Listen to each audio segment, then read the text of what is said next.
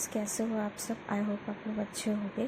तो आज मैंने ये ब्राइडल आई मेकअप का पूरा शूट किया हुआ है, तो आई होप आपको ये वीडियो अच्छा लगेगा। अगर अच्छा लगे, सारे आई मेकअप आपको पसंद आए तो प्लीज़ लाइक शेयर सब्सक्राइब करिएगा, जिससे आगे मैं और भी वीडियोस आपको ऐसे ही अपडेट दे सकूं। अच्छे नए नए जितने भी तरह के आई मेकअप आपको मैं बता सकूं, और आप आई होप इसको एंजॉय कर रहे हैं।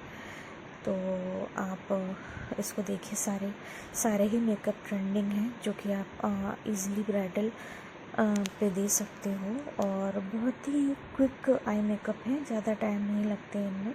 जैसा कि आप देख भी सकते हो वीडियो में जिस तरह मैं क्रिएट कर रही हूँ, और ज़्यादातर हाफ कट क्रीज से ही मैंने ये ब्राइडल आई मेकअप डन किए हुए हैं। तो मुश्किल से 2-3 आई शेडो का यूज़ करके इन आई मेकअप को हम लोग ईज़िली कर सकते हैं। तो ये तो मैंने हैंड पे किया है, आप ब्राइडल पे भी करके देख सकते हैं।